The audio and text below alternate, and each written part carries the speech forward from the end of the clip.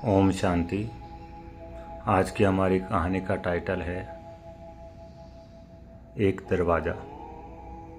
एक बार की बात है, एक बार किसी राज दरबार में या किसी राजाई में एक मंत्री होता है और वो मंत्री वहाँ के राजा का बहुत चहेता ईमानदार होता है। लेकिन एक बार किसी कारण से उस मंत्री से कोई गलती हो जाती है और गलती होने के कारण राजा को उसको सज़ा देनी पड़ती है। लेकिन राजा का वो बहुत ही प्रिय था, ईमानदार था। तो राजा सोचता है अब क्या करे।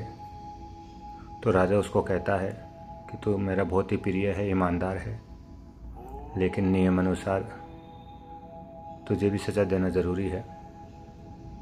लेकिन मैं तुझे एक मौका देता हूँ। और उसको कहता है कि मैं तुझे एक ऐसे महल में छोड़ देता हूँ, उसमें 1000 दरवाजे हैं और 1000 दरवाज़ों में से 999 दरवाजे बंद मिलेंगे। एक दरवाज़ा खुला रहेगा और तेरी आंखों पे पट्टी बंधी हुई रहेगी और तू से एक दरवाजे से अगर बाहर निकल जाएगा तो तेरी सज़ा माफ़ हो जाएगी।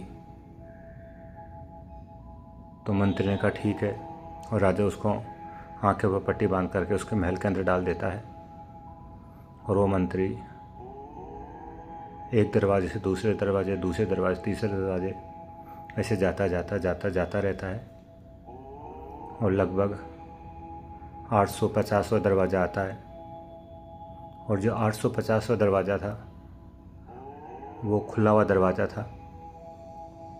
लेकिन मंत्री जैसे उस दरवाजे के पास, कुंडी के पास पहुंचने लगता है, उसको एक मक्खी उसके नाक के ऊपर बैठ जाती है और वो मक्खी को उड़ाने के चक्कर में उस दरवाजे से आगे निकल जाता है। और फिर 851, 52, 1000 दरवाजे पूरे हो जाते हैं। फिर सोचता है दोबारा चक्कर काटूं। दोबारा चक्कर काटता है। चक्कर काटते काटते जैसे उस खुले दरवाजे के पास पहुंचने लगता है,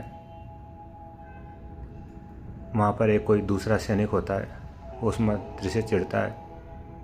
वो उस पर हंस जाता है ज़ोर से कि देखो आज मज़ा आ रहा है ना तुम्हें।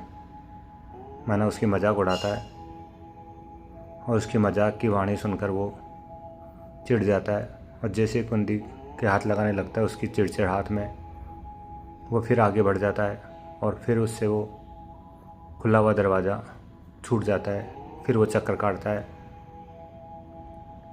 दोबारा 1000 दरवाजे पूरे करके फिर नए सिरे से शुरू करता है और नए सिरे से शुरू करता है।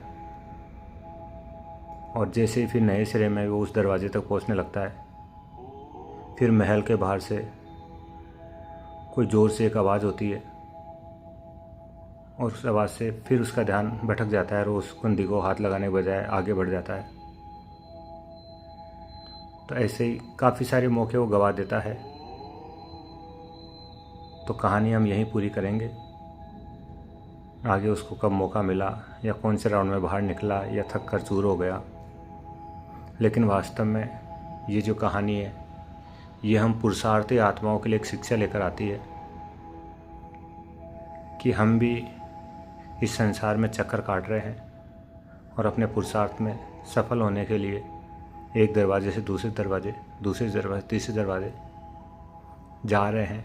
और एक दिन हमारे सामने वो दरवाज़ा आएगा जब हमें सफलता मिलेगी। लेकिन ऐसा नहीं हो कि उस दरवाजे पर आते ही, जैसे राजा के नाक पे मक्खी बैठ गई थी, किसी ने मजाक उड़ाती थी, बाहर आवाज़ हो गई थी, तो ऐसा ना हो कि हमारे ऊपर भी किसी ने कोई बात बोल दी और हम उस दरवाजे को छोड़ के आगे बढ़ गए। किसी ने कोई अपमान कर दिया, किसी ने मजाक उड़ा दी, कहीं पे कोई अपमान की महसूसता हो गई।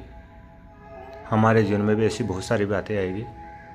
तो हमें यही ध्यान रखना है इस जीवन में, पुरुषार्थी जीवन में, कि ऐसी कोई भी मक्खी हो, कोई मजाक हो, कोई शोर हो, इन सब बातों को इग्नोर करते हुए अपने निशाने की तरफ ध्यान रखना है और ध्यान रखना है कि हमारे हाथ से वो दरवाज़ा निकल नहीं जाए।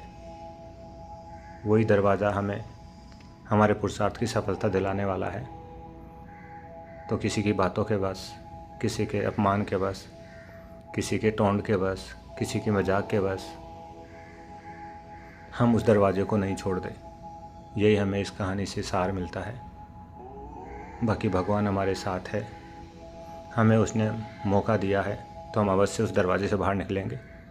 बाकी संसार की इन बातों से हमें बेपरवाह बनना पड़ेगा, और बेपरवाह बनेंगे तो ज़रूर हम पार हो जाएंगे। अच्छा, ओम शांति।